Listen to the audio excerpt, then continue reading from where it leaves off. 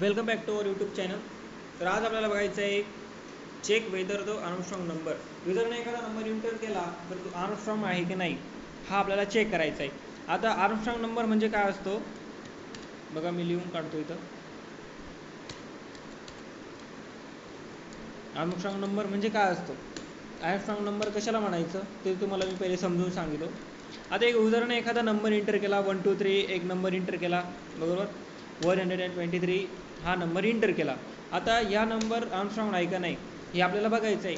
तर काय करायचं, याचा पहिला डिजिट, दुसरा डिजिट, तिसरा डिजिट. पहिल्या डिजिटचा क्यूब केला तर किती येतो, 1 येतो. प्लस दुसऱ्या डिजिटचा क्यूब केला तर किती येतो, 8 येतो. ओके, 8 येतो. आणि प्लस जर मी तिसऱ्या डिजिटचा क्यूब केला आणि यांची जर ॲडिशन, मला जर यांची ॲडिशन 123 भेटली, जर बरं का, इफ भेटली तर तो नंबर आर्मस्ट्रॉंग नंबर आहे. समजा मी एखादा नंबर घेतला 153. आता 153 हा एखादा नंबर मी या ठिकाणी घेतला. आता हा नंबर आर्मस्ट्रॉंग आहे की नाही ते आपल्याला चेक करायचं आहे. मग मी काय करणार, 1चा क्यूब करणार. बघा 1चा काय करायचं आहे, क्यूब करायचं आहे. पुन्हा सांगतो, 1चा क्यूब करणार. 5चा क्यूब येतो 125. ओके, 5चा क्यूब किती येतो, 125 येतो. प्लस त्याच्यानंतर 3चा क्यूब, 3चा जर मी क्यूब केला तर 3चा क्यूब येतो 27. ओके, म्हणजे 27. ओके, आणि यांची ॲडिशन जर मला 153 भेटली तर तो नंबर कोणता नंबर आहे, आर्मस्ट्रॉंग नंबर आहे. ओके, तो नंबर आर्मस्ट्रॉंग नंबर आहे. चला तर मग याचा प्रोग्राम मी तुम्हाला करून दाखवतो. तर या ठिकाणी पहिले मी हेडर फाईल इन्क्लूड करून घेतो. इन्क्लूड असतं ते stdio.h. त्याच्यानंतर पुन्हा इंट मेन फंक्शनमध्ये मी हा प्रोग्राम लिहिणार आहे. बघा, मला काय करायचं आहे, एक व्हेरिएबल डिक्लेअर करायचं आहे. त्या व्हेरिएबलचा म्हणजे एखाद्या नंबरचा मला इनपुट यूजरकडून घ्यायचं आहे. मग मी काय करणार, प्रिंटफ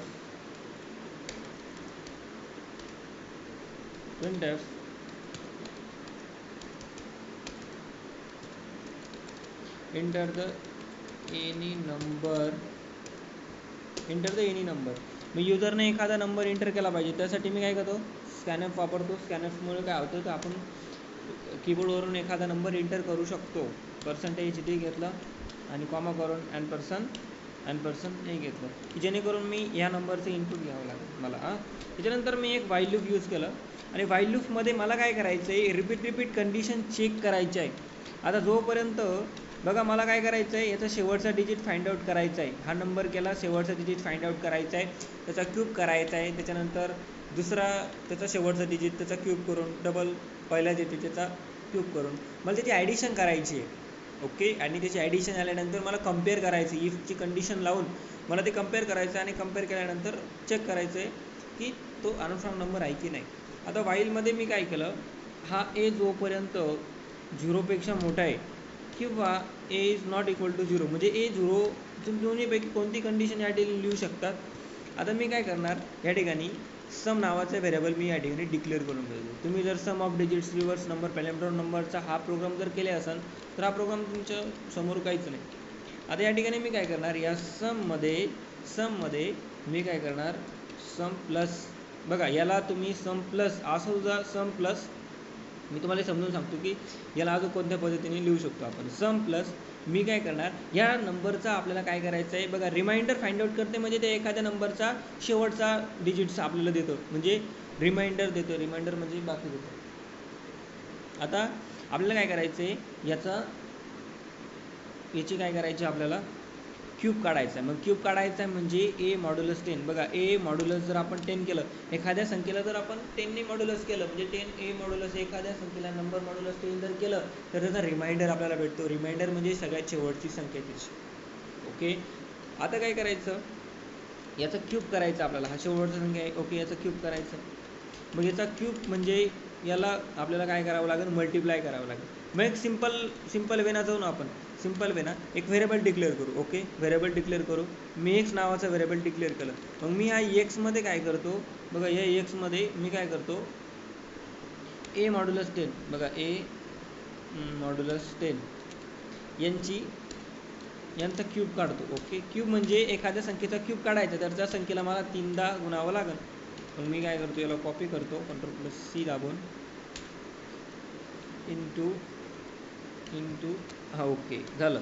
आता काय केलं मी, याचं इथं x लिहू शकतो. ओके, आता याला आपण कसं लिहू शकतो बघा, याला आपण असं सुद्धा लिहू शकतो, दिस इज अ व्हॅलिड. याला आपण असं सुद्धा लिहू शकतो sum plus equal to x, म्हणजे याचाच अर्थ होतो sum equal to sum plus x.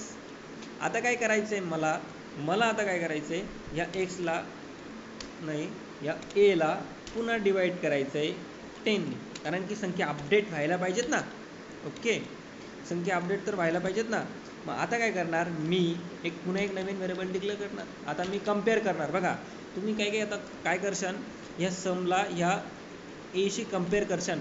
पण विद्यार्थी मित्रांनो, हे समजून घ्या की या एची व्हॅल्यू आता 0 होणार आहे, म्हणजे 0पेक्षा मोठी आहे. पण ही व्हॅल्यू आता 153, म्हणजे ती व्हॅल्यू पहिले आपण जी एंटर केली ती राहिली नाही.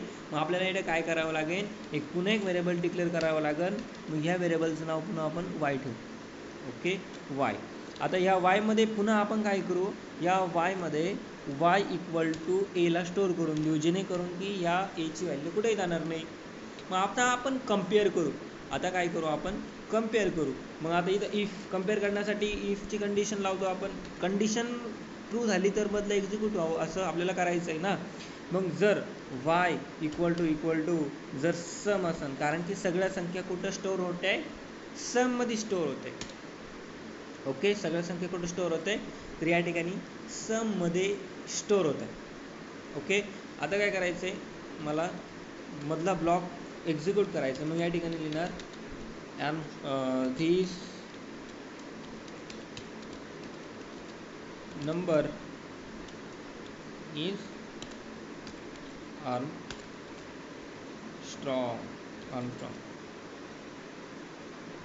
Okay, this number is Armstrong. आणि जर हा नंबर आर्मस्ट्रॉंग नसेल, म्हणजे इल्समध्ये कंडिशन टाकून द्या. इल्समध्ये काय करू शकता तुम्ही, कंडिशन टाकू शकता.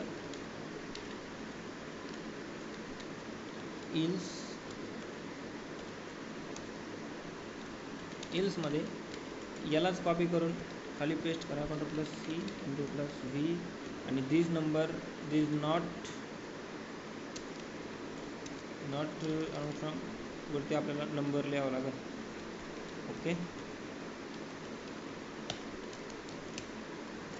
नंबर इथं पण राहिलं.